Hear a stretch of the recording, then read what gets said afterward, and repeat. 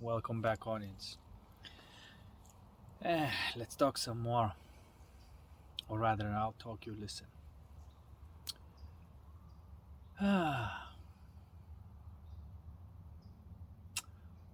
There's a couple of more ideas I want to share that may help you not to complicate life too much and just bring it down to basics. Um, Usually, everything boils down to something. Think about it. Everything starts with some seed. Everything has a beginning. Everything has a root cause.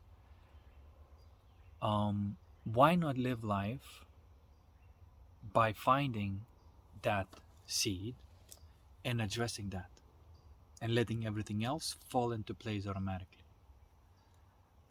And in life, there's only one problem in life. And in Bible, it said the fruit of tree of knowledge, right? What does that mean? That means the use of intellect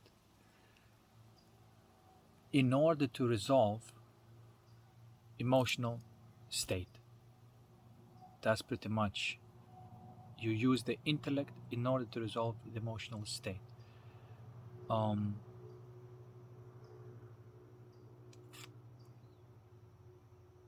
Now, the intellect should always be used for a tool development, not for a tool bag development, if you know what I'm saying. But anyway, you don't want to make yourself into a tool bag. And that's what usually happens when we use intellect in order to resolve emotional issues. So there's actually just one problem. It's that, I know you can say, like, what does it mean, that fruit? Like, okay, there's a way to fulfill the desire where you just pacify it, right? There is that desire, which is emotion. Might be a fear stemming from pain, for example. Okay, that's the desire. And so you gotta get something, man, because otherwise you get that itch, you gotta scratch that itch. And so you go for it.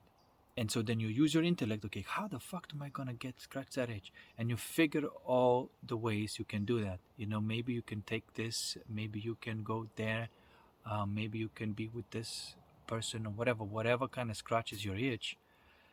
And so you can live life like that, right? That's a fruit from the tree of knowledge, because you're using knowledge to resolve your desire.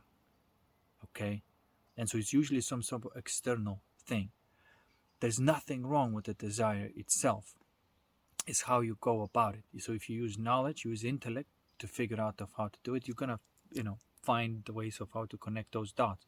And so there's going to be a temporary pacification of that desire, but you never stop. You always are addicted to this thing, addicted to relationships, addicted to drugs, addicted to this. This is like, all problems are a form of addiction. And it all starts because there was this motion that pain was arising, and the motion was, brain, help me to deal with that. The fruit from the tree of knowledge. Okay? And the brain says, like, oh, you gotta, get status, you gotta get, more money, because then you get the validation, whatever that thing desires. So there's a path of life in that direction. But there's nothing wrong with the desire itself. So the primordial artifact that you kind of want to build in your mind, in your brain, one program that resolves everything else. Okay? Because this reality permits for your intellect to be used to resolve that thing, right? There's this free will, so to speak. But every act of intellect to resolve your desires is going to lead to just pacification, but never really full resolution or growth. the actual growth, the permanent change in your environment, in your reality, and so on. And so desire may be, I don't know, there's a desire may be to feel loved, okay? And that's the lengths that people go to get that feeling, but they never get. They try to appease everybody else, they try to be better, they try to do all sorts of things just to feel loved, but they can never feel love because they're only just pacifying it. Even if somebody gives them a compliment or whatever, it's just like temporary, like jolt of pleasure that pacifies that, and for the time being it's okay, but then it comes back again. So it's never ending cycle of chronos. Okay, so if that is the problem, we gotta build some sort of, because this problem is actually building beliefs, you know what I'm saying? It's building beliefs, it's protection mechanisms, coping mechanisms, is building beliefs, because that's what the intellect does. But when you say, okay, stop, enough, we're not going in that direction anymore, you begin to recondition your brain, you begin to train your dragon, so to speak. You begin to be the boss of your brain, in realizing the brain is not you, it's your tool, which means that you have to identify with something else besides your brain. And so the way it is done is basically you condition your brain not to go in that direction. Meaning, what happens in life? There's boom, emotion, trigger, whatever, thoughts starts popping, and it's like, okay, and so you start creating those from those beliefs, and you say, okay, wait a second. In that moment, you can say, well, that's never lead me to anything good. Let me just, instead of using my brain to fix the issue and find order in this emotion that's arising, let me not do that anymore, and just go straight into facing it. And you can call it surrender to what is, facing to what is, being to what is happening with you, emotionally, without the judgment, without nothing, without just being with whatever is going on. Now that would be, if you've never done this before, that would be kind of new and uncomfortable. It's like, oh, I don't want to, like, I better do something, I better occupy my brain, because it's kind of panicking, it's not feels out of control or whatever. But if you stay there long enough, you will eventually see that whatever that trigger was, the emotion, you were able to extinguish with just facing it and being to what is. I'm saying kind of same stuff almost all over again, but that's the same message. And if you've done it once and you don't use your brain anymore, right? You don't have to fight with your brain either. It's like, stop thinking. It's not going to work that way. Your brain is not going to stop. The brain is built to move, to think, right? So instead of doing anything with the brain, you just surrender. Your brain has the capacity to surrender authority. Just like you surrendered your authority to your parents when you were a kid. They were your brain, right? The same way, you have the capacity to just surrender authority. And you surrender authority to something deeper. That's your heart, which is capable then to deal with all those emotions that are happening, desires, if you will, right? Could be a pain or pressure. It's usually one or the other. You may feel a pressure because, or pain, right? Some things about the past, some things about the future. Pain usually stems from the future, which is from pain stems fear, because all fear is actually the fear of pain. Pain is just a contracted form of fear from which the fear arises. And pressure usually creates this heaviness, sluggishness, like you may feel depressed, like like you're underwater, under like a lot of weight, right? So those two things, intensity and flatness. Basically, the too much fire and too cold of the water, too still of the water, which is pressure. If you like under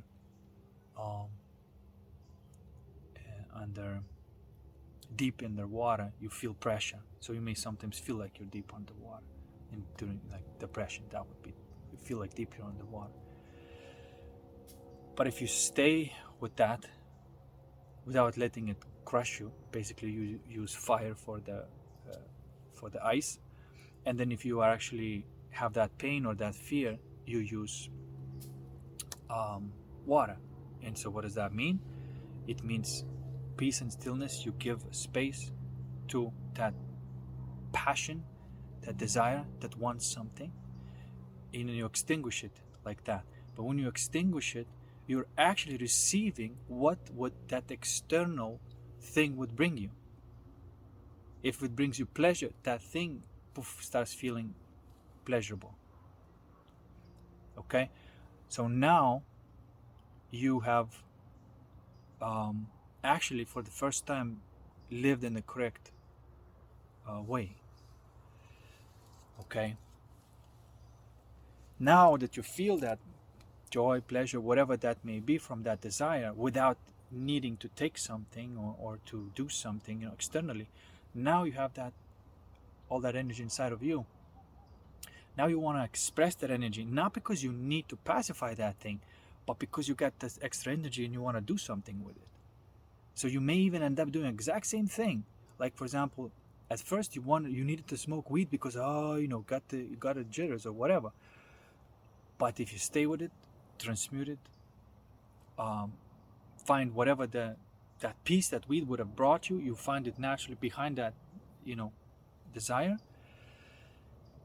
And then if there's a need, not need, but because there's no longer need, but if you're just having fun and you're laughing with friends, why not take a toke? You know what I'm saying? You're not doing it because to pacify that thing, because it's not there anymore. You're doing it to enjoy life and joy, inside joy. So there's two directions. You can always live life through pacifying that pain, or you can transmute that pain, and then you can live life through expressing whatever you found behind it. You see, there's two directions in life. And so when sorry, we got rudely interrupted by some applications. That is unacceptable. Well, anyway.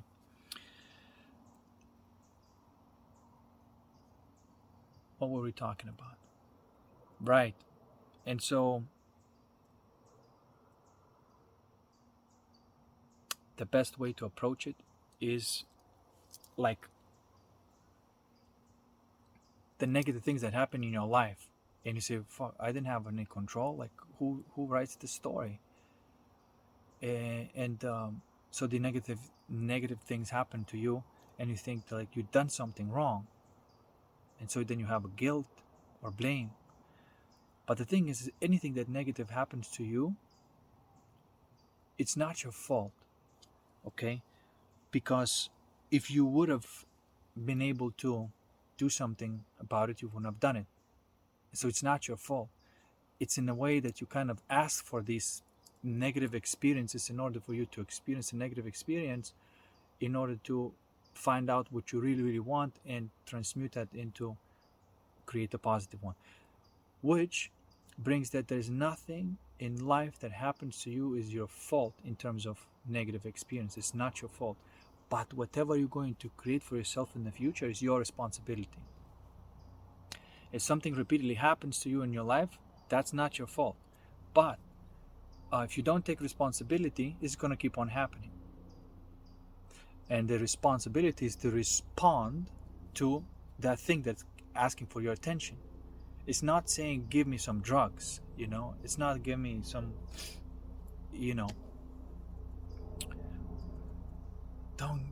it's not asking, give me some drugs, sex, and rock and roll. It's saying, just face me, look at me. It's emotional pain or whatever. It just basically wants your attention. That's all. And if you give it attention, you'll find some wonderful things behind the thing that you were avoiding. And then you will start, and you will begin living life in the correct direction. Okay. um Now, and when you recondition your mind, your brain actually, to not to go there anymore, not to use the same type of uh, uh, thinking from the emotion, when you just say like, nope, that never helped me ever, and you start just going straight into your um, face what is, with, I don't know how else I communicate this, quite basic. You just face what is, like you feel the emotion that is happening. Sometimes it may be tough, like sometimes it may be something that is real, a bit of a bastard, like really, makes you do something, or makes you want something, makes you crave something. But even those you can face, you know and every time you do this once, you realize, oh, that's the way. And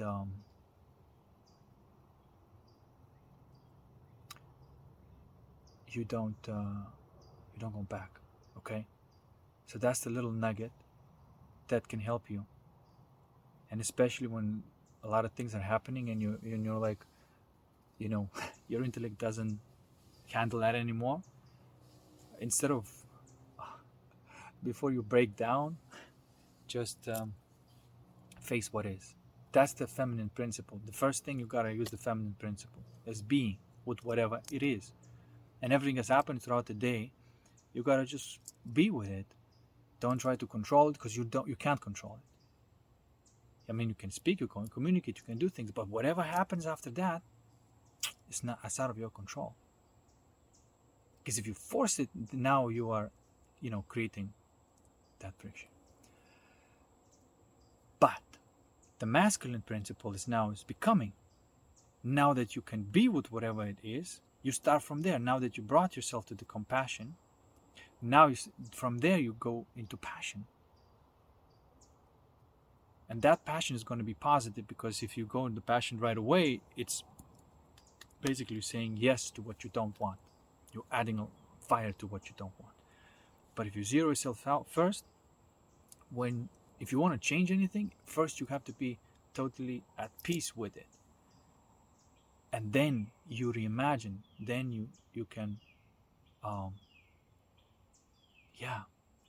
you see. So use the feminine principle to be with what is, and the masculine principle to become what you want to become. Because there's nothing wrong with the desire. It's just the way we use it. Okay? Because we're here to definitely, for sure, to fulfill our desires. But we're not here to pacify our desires and be stuck in a cycle. We're here to fulfill that desire, you see, and move on to the next one. Move to the next one, and just keep on moving from one to another, creating the story. Because if you live in another way, you live a villain's life. But then if you live in this way, you start living the hero's life. You become your own hero in your own story. You start writing the story, and finally taking responsibility of what kind of story is being played out. And look, it's so simple. You don't need to read a book. You don't need to nothing. You don't even need to believe me. You just have to just do it. Observe. It's so simple. Your brain will say like, what is he talking about? How can that chick help me? I need to pay bills and whatever, But just do it. And see if somehow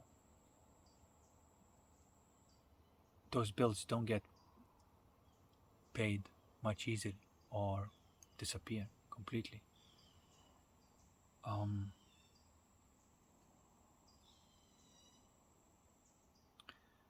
Another way of saying is you live in Chronos or in Kairos.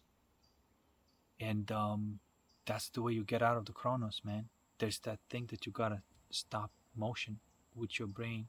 You gotta stop that motion, And it honestly is like that. You seal off your brain, basically. Should I say brain?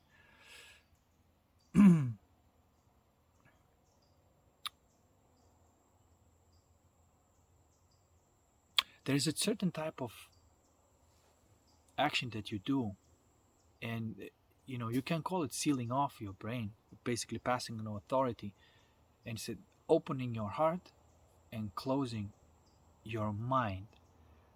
um, it may sound kind of weird, but I don't quite see how else I can put it, because look, it's exactly what's already the case. Every single mind is unique, but there's only one consciousness,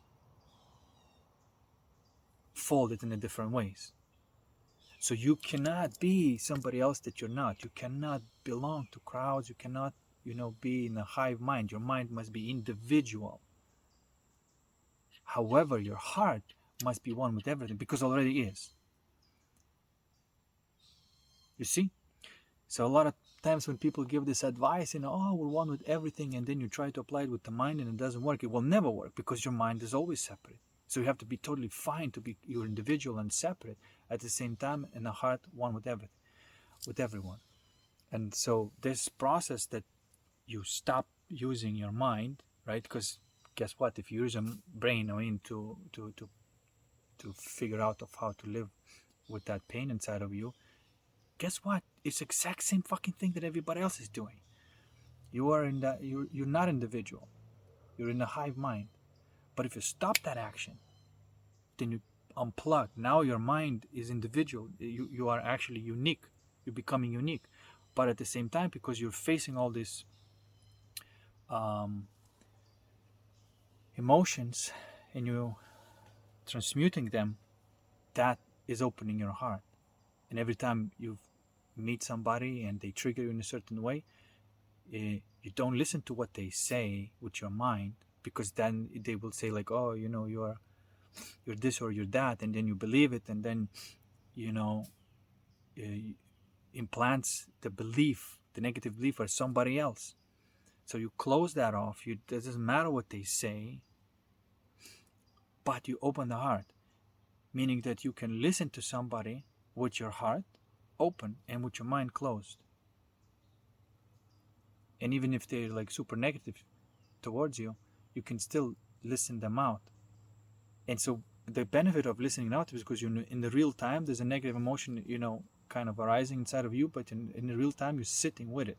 This is why it's quite healthy to just stay and listen with your heart without interpreting anything with the mind when somebody is kind of lashing out on you. It's actually a great opportunity for you to grow, because when that trigger that you had about that no longer there, which is that's the way to get rid of that trigger, you have integrated that thing that was triggering you. So basically your heart grew, okay, without any of those landing inside of you, and you start believing like a negative belief or whatever. So you see, all beliefs must come from within, and you block anything that comes from outside. And then again, this is primary action that we gotta do. The first thing, right? The first domino effect. And we use the heart for whatever the heart is meant to be used for, and the mind for whatever mind is used for. Okay, we put everything in the right order. This is why there's a lot more when somebody says a sentence that's like a fortune cookie, sounds really good, but then they don't explain that there is a more complexity to it. When somebody says like, oh, you gotta be individual, and then somebody else says like, oh, we're all one,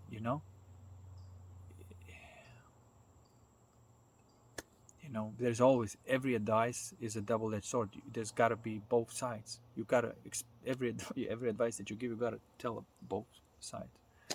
So anyway, yes, we're all one in the heart, because consciousness is only one. And yes, we're all individual in the mind, because there's no mind that should be the same. Because if the mind is the same, then you got a big problem. You're not individual, which means you're not living your own unique character, which means that you're selling your soul, which means you're suffering. So this is why the group mind is a suffering mind. Individual mind is a free mind. And actually, you cannot become individual by, and at the same time, not expanding your heart. It goes together. This is actually the principle of Hermeticism, but I'm applying this into everyday life, of how you become more and more individual in your mind, more unique in your mind, and more expanded in your heart. And that's actually the growth of character or soul, whatever you want to call it. But it's simple as that. So next time something triggers you, give it a go. Instead of using the brain and start saying, motherfucker, whatever, just say, all right, I'm just gonna sit with this thing. And see if you just, with your attention and your awareness, you can't just fizzle that thing out. And see if you're not gonna find something behind it that is cool. Because, spoiler alert, there's always something good. Once you transmute, let's say, big one, behind it there's some realization that pops into your mind, like a gem of wisdom, idea, original idea. So desire is not bad. Desire is exactly what we came here to do. But we have to learn how to fulfill our desires rather than pacify them. Peace. See you next one.